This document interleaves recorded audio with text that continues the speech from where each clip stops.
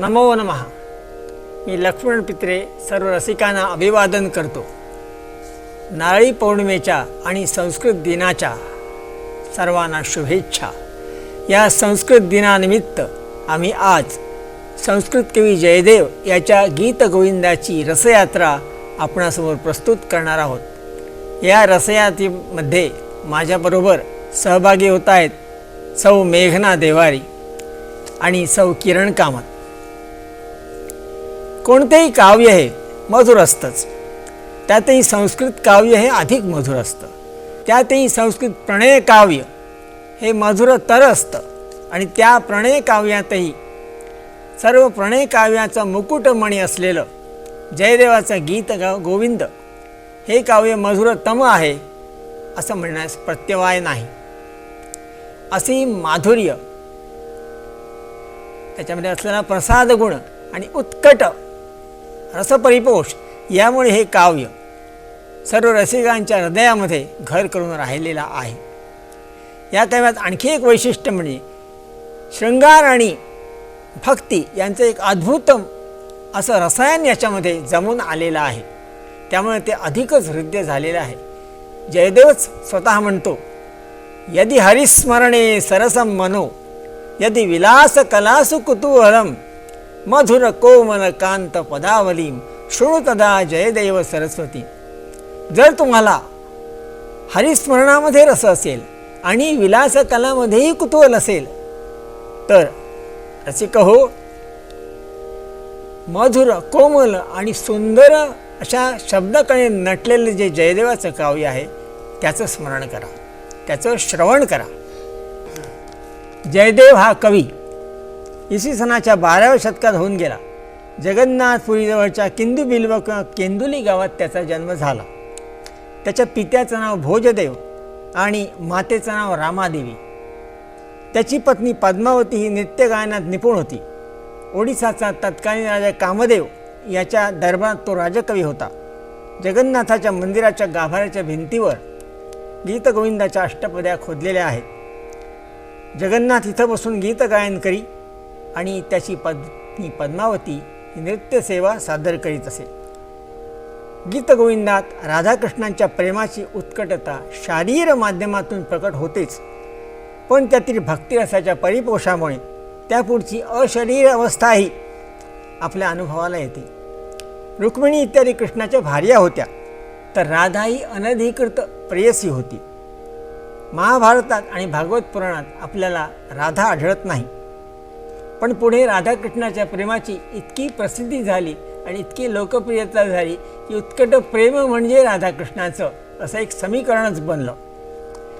राधाकृष्णाचं प्रेम हा तत्वतः विवाहबाह्य संबंध असला तरी पुराणाधिकांनी त्याच्यावर दिलेल्या दिव्यत्वाच्या पुटामुळे तो सामान्य जनांना आक्षेपार्ह असा वाटला नाही. त्यातून त्यांना दिव्यत्वाचीच प्रतीती आली. श्रद्धावंतांनाही तशी प्रतीती आल्यामुळे चैतन्य महाप्रभूंच्या पंथाचा तो धर्मग्रंथच बनला. गीतगोविंदाचा आकृतिबंध वेगळाच आहे. संस्कृत अशी रूढ काव्यलक्षणं त्याला लागू पडत नाहीत. त्याच्यामध्ये 12 सर्ग आणि 24 प्रबंध आहेत. हे 24 प्रबंध त्या 12 सर्गामध्ये विषमरित्या विभागलेले आहेत. प्रबंध म्हणजे सुरुवातीला सुंदर श्लोक, वृत्तबद्ध असे सालंकृत श्लोक आणि मध्ये 8 कडव्याची अशी सुललित अष्टपदी, पुन्हा काही श्लोक अशी रचना आहे. तर या प्रत्येक अष्टपदीच्या गाण्यासाठी राग सांगितलेले आहेत. मालव गौड, केदार, रामकरी, गुणकरी, वराडी हे राग सांगितले आहेत. त्याचप्रमाणे प्रतिमंठ, अष्टताल, रूपक इत्यादी तालही सांगितले आहेत. हे राग आणि ताल दाक्षिणात्य असे आपल्याला वाटतात. तसं पाहता ही एक उत्कृष्ट सुविहित नृत्यनाट्य संहिता असल्याचं आपल्याला दिसून येतं. आता याच्याकडे पाहताना, आकृतिबंधाकडे पाहताना 2 कल्पना माझ्या मनात येतात. एक म्हणजे हे प्रणय मंदिर आहे, ज्याच्यामध्ये सुविहित असे सुंदर कोरीव खांब आहेत, ते म्हणजे श्लोक आहेत, आणि त्याच्यामध्ये ह्या महिरपी किंवा कमानी असतात त्या म्हणजे अष्टपदे आहेत. अशा प्रकारची ही 24 दालनं त्या महालामध्ये आहेत. आणि दुसरी कल्पना म्हणजे हे एक उद्यान आहे, प्रणय उद्यान आहे. त्याच्यामध्ये 12 भागात 24 असे लताकुंज आहेत. त्या लताकुंजामध्ये जे वृक्ष आहेत ते म्हणजे सुललित श्लोक आणि त्याच्यावर ओठंगून असलेले वेली म्हणजे अष्टपदे आहेत. अशा प्रकारच्या या गीतगोविंदाच्या प्रणय मंदिरामध्ये किंवा प्रणयोद्यानात आपण आता प्रवेश करू आणि रसयात्रेला प्रारंभ करू. या प्रणय मंदिरात किंवा प्रणयोद्यानात प्रवेश करताना विषयोपन्यासाच्या श्लोकाचे तोरणद्वार आपल्यास पाहायला समोर येतो. मेघैर्मेदुरमंबरं वनभुव श्यामास्तमालद्रुमैः नक्तं भीरुरयं त्वमेव तदिमं राधे गृहं प्रापय. इत्थं नन्दनिदेशतश्चलितयोः प्रत्यध्वकुञ्जद्रुमं राधा माधवयोर्जयन्ति यमुना तीरे रः केलयः. नभ मेघांनी दाटून आलं आहे. तमाल तरुंनी वनभूमी काळवंडलेली आहे. या कृष्णाला रात्री भीती वाटते. तेव्हा राधे तूच त्याला घरी पोचव. अशा नंदाच्या आदेशावरून निघून यमुना तीरावरील कुंजांमध्ये घडलेल्या राधा माधवांच्या प्रणय क्रीडा विजयी असोत. इथे नंद निदेशतः हा शब्द वैशिष्ट्यपूर्ण आहे. यामुळे नंद हा धूर्त होता की भोळा होता असा आपला प्रश्न पडतो. एक तर काहीही माहीत नसल्यामुळे नंदानं निरागसपणे राधाकृष्णांना बरोबर जायची परवानगी दिलेली आहे, किंवा सगळं माहीत असूनही त्यांना दोघांनी हेतुपुरस्सर बरोबर जाण्याची परवानगी दिलेली आहे. ते काही असो, पण नंद निदेशतः असा शब्द वापरून या ठिकाणी जयदेवानं मात्र वडीलधाराच्या परवानगीनं असा या सर्व प्रकारावरती शिक्का उठवलेला आहे निश्चित. गीतगोविंदाच्या पहिल्या अष्टपदीमध्ये 8 ऐवजी 10 कडवी आहेत आणि ईश्वराच्या 10 अवतारांचे जय जगदीश हरे अशा या पालुपदाने स्तवन केलेलं आहे. यात बलरामाला 8वा अवतार मानलेला आहे. केशव धृत हलधर रूप या शब्दामध्ये. तिसऱ्या अष्टपदीमध्ये या प्रणय नाटकाची पार्श्वभूमी रेखाटलेली आहे.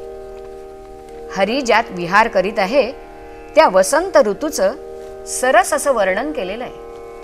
विहरति हरिरिह सरस वसन्ते नृत्यति युवति जनेन समं सखी विरहि जनस्य दुरन्ते ललित लवंगलता परिशीलन कोमलमलय समीरे मधुकर निकर करंवित कोकिल कूजित कुंज कुटीरे विहरति हरि रिह सरस वसन्ते उन्मद मदन मनोरथ पथिक वधूजन जनित विलापे अलिकुल संकुल कुसुम समूह दिराकुल बकुल कलापे विहरति हरि रिह सरस वसन्ते मृगमद सौरभ रभस वशोवद नवदल मालत माले युवजन हृदय विदारण मनसिज नखरुचि किंशुक जाले विहरति हरि रिह सरस वसन्ते मदन महीपति कनक दंड रुचि केशर कुसुम विकासे मिलित शिली मुख पाटलि पटल कृत स्मरतोण विलासे विहरति हरि रिह सरस वसन्ते. या वसंत चित्रणात केवळ रंगच नव्हे तर शब्द आणि गंध यांचाही यथायोग्य उपयोग केलेला दिसतो. आणि या पार्श्वभूमीवर 4थ्या अष्टपदीमध्ये येतो तो कृष्णाने अनेक गोपींबरोबर केलेला मुक्त असा शृंगार. एकीस चुंबितो आलिंगित दुसरीस मग तिसऱ्या गोपीचा लुटतो तो सहवास. या सस्मित गोपीकडे नयन वळवीत तो वामलोचने सह करीतो एकांत. श्लिष्यति कामपि चुम्बति कामपि कामपि रमयति रामा पश्यति सस्मित चारुत राम परामरुगच्छति वामा. इतक्यात तिथे आलेली राधा त्याला आलिंगन देऊन इतर गोपींपुढे आपलं वर्चस्व ठसवते. पण इतर गोपींची त्याची जवळीक पाहून मीच लाडकी हा तिचा अभिमानही गळून पडतो आणि मग एकटीच कुंजात बसून ती कृष्णाने स्वतःशी केलेला विलास आठवत बसते. रासे हरिमिह विहित विलासम स्मरती मनो मम कृत परिहासम. मज आठवतो शृंगार निपुण गोविंद. 6व्या अष्टपदीमध्ये ती आपल्या सखीला कळकळीची विनंती करते की काहीही करून तो कृष्ण माझ्याशी प्रेमाचे खेळ खेळेल असे कर सखी. रमयमया सह मदन मनोरथ भावितया सविकारम. प्रणयातुर मी व्याकुळ झाले सखी मज भेटव कृष्णास. तो भेटल्यावर काय काय करील या संबंधीचे राधेचे मनोरथ या अष्टपदीमध्ये आहेत. कृष्ण इतर गोपींमध्ये रममाण झाला खरा, पण त्याच्या हृदयामध्ये मात्र राधाच आहे. राधेच्या आठवणीने त्याने इतर गोपींचा त्याग केला आणि पश्चाताप दग्ध होऊन तो राधेला शोधित कुंजातून फिरू लागलाय. मनोमन तो राधेची क्षमा याचना करू लागलाय. असा विषय 7व्या अष्टपदीचा आहे. 8व्या अष्टपदीत सखी येऊन कृष्णाला राधेची अवस्था वर्णन करून सांगते. सा विरहे तव दीना हरी राधा तव विरहाने अति दीन जाहली आहे. ती भिऊन मदन शराना तव चरणी आली आहे. 9व्या अष्टपदीचाही तोच विषय आहे. 10व्या अष्टपदीत कृष्ण सखीला सांगतोय की मी यमुना तीरी तिची वाट पाहतोय, तिची समजूत घालून घेऊन ये. सखी तिला जाऊन सांगते, सखी व्याकुळ झाला आहे श्री कृष्ण तुझ्या विरहाने. 11व्या अष्टपदीत ती राधेला सांगतेय, अगं आता वेळ न दवडता त्वरित त्याच्याकडे जा. पायातले रुंझुन ते नुपूर काढून टाक. जाहिरात करणारे शत्रूच आहेत ते. अंधाराचे निळे वस्त्र नेसून तू अंधाऱ्या कुंजामध्ये त्याला जाऊन भेट. तो यमुना तीरी तुझी वाट पाहतोय. धीर समीरे यमुना तीरे वसति वने वनमाली. गोपी पीन पयोधर मर्दन चंचल कर युगशाली. वसति वने वनमाली रति सुख सारे गतम बिसारे मदन मनोहर वेशम. न कुरु नितंबिनी गमन विलंबन मनुसरतं हृदयेशं.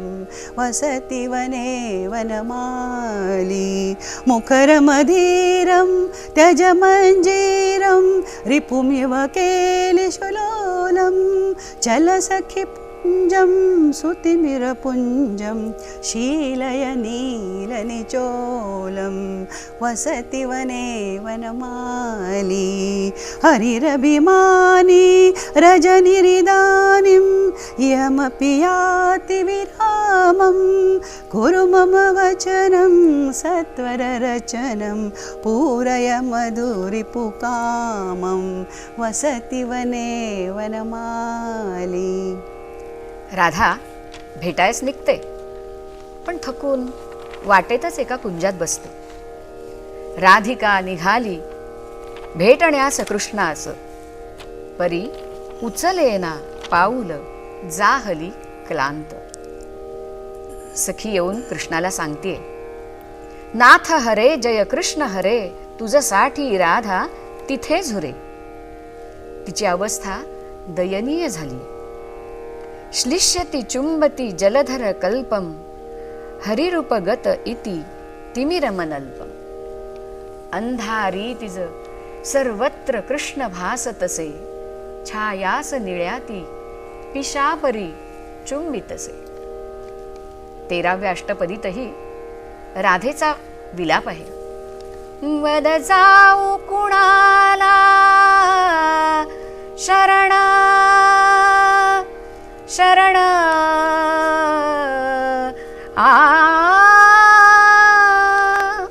यामिहे कमिह शरणम सखी जन वचन वंचिता. इतक्यात एकटीच येऊन सखी खिन्नतेने मान खाली घालून राहिलीये. ते पाहून राधेची खात्रीच झाली की दुसरी कोणीतरी गोपी कृष्णाशी विलास करते. तिच्या त्या विलासाची चित्रे राधेच्या डोळ्यांसमोर 14व्या अष्टपदीत येत आहेत. 15व्या 16व्या अष्टपदीतही हाच विषय आहे. 17व्या अष्टपदीत सकाळी सकाळी कृष्ण रात्रभर तळमळत असलेल्या राधेसमोर हजर झालाय. अगदी पाया पडून क्षमा याचना करतोय. तेव्हा राधा तीव्र मत्सराने त्याला म्हणते, जाओ वही तुम श्याम जहां सारी रैन बिताई. जाओ वही तुम श्याम जहाँ सारी रैन बिताई.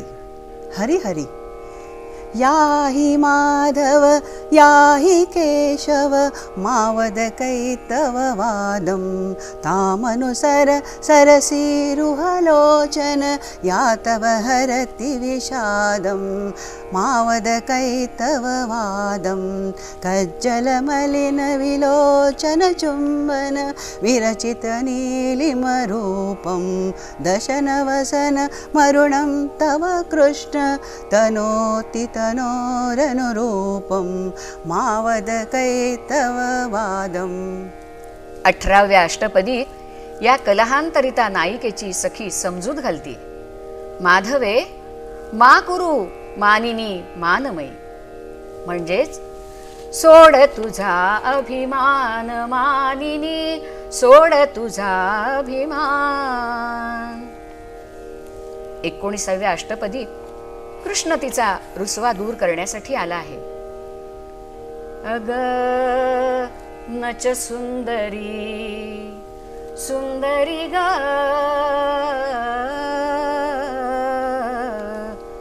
नच सुंदरी करू कोपा मजवरी धरी अनुकंपा मजवरी धरी अनुकंपा मजवरी धरी अनुकंपा. प्रिये चारुशीले मुञ्चमयि मानमनिदानं सपदि मदनानलो दहति मम मानसं देहि मुखकमलमधुपानं.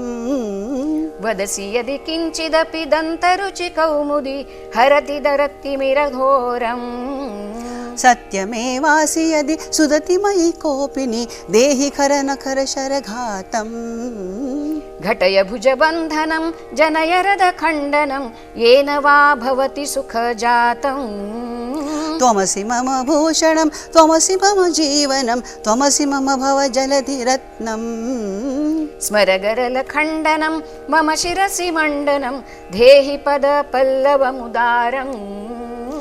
स्मरगरळ मस्तकी चढले आहे माझ्या कर निष्प्रभते तव पायाने कर किमया. ही 19व्या अष्टपदी तिच्या संबंधीच्या आख्यायिकामुळे प्रसिद्ध आहे. शिरसी मम देही पद पल्लव मुदारम. म्हणजे हे राधेला कृष्ण सांगतोय की माझ्या मस्तकावर तुझा पाय ठेव. याच्याने लेवेना, कारण तो परम हरिभक्त होता. त्यामुळं तो लेखणी तशीच ठेवून स्नानगृहामध्ये विचार करायला गेला. इतक्यात प्रत्यक्ष श्रीकृष्णाने येऊन म्हणे ती अष्टपदी लिहून पूर्ण केली. दुसरी आख्यायिका अशी आहे की राणीनं पद्मावतीची परीक्षा पाहण्यासाठी तिला खोटंच सांगितलं की जयदेव मरण पावला. ते ऐकून त्याच्यावर अतिशय प्रेम असलेली पद्मावती धाडकन पडली आणि गतप्राण झाली. तिथं जयदेव पोचला आणि तिथं बसून त्याने ही अष्टपदी म्हटली आणि अष्टपदी म्हणून संपेपर्यंत पद्मावती जिवंत होऊन उठून बसली. अशी तिसरी आख्यायिका अशी आहे की जगन्नाथाच्या यात्रेमध्ये लक्ष्मीचा समावेश नसतो हे आपल्याला माहिती आहे. त्यामुळे लक्ष्मी एकदा चिडली आणि आपल्या मंदिरात जाऊन दरवाजा बंद करून बसली. जगन्नाथाला हे समजतात तो तिची समजूत काढण्याकरता गेला, पण दरवाजा काही उघडेना. तेव्हा तिथं असलेल्या एका देवदासीनं ही 19वी अष्टपदी म्हटली आणि ती म्हणून होईपर्यंत दरवाजा उघडला आणि दोघांचा पुन्हा मिलाप झाला. अशा आख्यायिका याबद्दल आहेत. कृष्णाने मोठ्या कौशल्याने राधेची समजूत काढली. आता ती हरीच्या प्रणय लीलांसाठी उत्सुक बनलीये. वेशभूषा करून ती अभिसारिका बनली. तिला प्रोत्साहन देत सखी तिला लता मंडपाकडे घेऊन आली. त्या दारात कृष्ण तिची वाट पाहतोय. सखी म्हणते, प्रविश राधे माधव समीपमिह. हो तीच राधिका कृष्णावर अनुरक्त, ती प्रवेशली उत्कंठे त्या कुंजात. पायीचे पैंजण ऋणुझुणू झंकारीत, संमिश्र भावना उठल्या तिच्या मनात. मग काय वर्णन करावं? सुरू जाहले दोघांचे मग प्रेमाचे संगर, क्रीडेसाठी जणू लाभला त्यांना सुखसागर. अधरामृत प्राशनात थोडा विराम हा कुजबुज, प्रसन्नतेने सुरू राहिले दोघांचे हितगुज. दोर्भ्यां संयमित पयोदर भरेणा पीडित पाणिजैः, आविद्धो दशने क्षताधरपुट श्रोणीतटेनाहतः. हस्तेनानमितः कचेधर मधुस्यन्देन सम्मोहितः, कान्तः कामपि तृप्तिमापदमहो कामस्य वामा गतिः. राधेच्या करपाशी झाला निबद्ध श्रीकृष्ण, तिच्या उरोजांच्या भाराने गेला तो चिरडून. नखक्षतांनी दंतव्रणांनी जगनाघातानी, कासा विस झाला तरी आला प्रेमाने भरून. राधेने हरविले तयाला या संग्रामात, पराभवाने कृष्ण जाहला अतिशय संतृप्त. आता प्रणयाचा आवेग ओसरलेला आहे. आपल्या रती कौशल्याने राधेने प्रियकराला आपल्या मुठीत आणलंय आणि ती स्वाधीन भर्तृका आता 24व्या अष्टपदीमध्ये कृष्णाकडून आपले लाड करून घेते. या लाडाष्टकातील शेवटची गीतिका गाऊन आपण विराम घेऊ. सरस जगने मम शंबर दारण वारण कंदरे, मणिरशना वसना भरणानी शुभाशय वासय सुंदरे. मम जघन कंदरी मन्मथ विसावलेला, तू रत्नभूषणे वसने सजवी त्याला. आपण शेवटी शुभाशंसना करू. व्यापारा पुरुषोत्तमस्य ददतु स्फीतामुदं संपदं, त्या क्रीडा श्रीकृष्णाच्या देवोत आम्हाला वैभव आनंदाचे. देवोत आम्हाला वैभव आनंदाचे. वैभव आनंदाचे. मित्रहो, मधुरतम गीत गोविंदाचा आस्वाद आपण आतापर्यंत घेतला आहे. या काव्यात राधाकृष्णाच्या प्रणयाच्या विविध रंगी छटांच्या धीट वर्णनाबरोबरच नायिकेच्या अभिसारिका, विप्रलब्धा, वासकसज्जा, कलहांतरिता, स्वाधीन भर्तृका इत्यादी रूपात राधेचं मनोरम चित्रण केलेलं आढळतं. आणि या प्रणयगीतामध्ये भक्तीचा धागा सदैव अनुसूत राहावा म्हणून प्रत्येक अष्टपदीच्या शेवटी हरिस्मरण दुरिताचं विनाश करो अशा प्रकारच्या ओळीही आपल्याला आढळतात. त्यामुळे हे केवळ राधाकृष्णाच्या प्रणयाचं वर्णन न राहता ही जीवशिवाची भेट आहे अशी भावना आपल्या मनामध्ये निर्माण होते. प्रसाद, माधुर्य, लयबद्धता अशा बाह्य गुणामुळे पण त्यापेक्षाही अंतरंगातील रसराज शृंगाराच्या उत्कट परिपोषामुळे हे काव्य हृदयंगम बनलेलं आहे. आपण या काव्याचा आस्वाद घेताना राधा ही राधा राहत नाही, कृष्ण हा कृष्ण राहत नाही आणि आपण आस्वादकाच्या भूमीत राहत नाही, तर प्रत्यक्ष शृंगार रसच आपल्यापुढे मूर्तिमान होतो आणि आपण त्याच्या डोहामध्ये पोहोच असताना आनंदाचे डोही आनंद तरंगे अशा प्रकारे अत्यंत परम निवृत्तीचा आनंद घेत असतो. म्हणूनच ललित कोमल कांत पदावली शृणुतदा जयदेव सरस्वती. शृणुतदा जयदेव सरस्वती. धन्यवाद.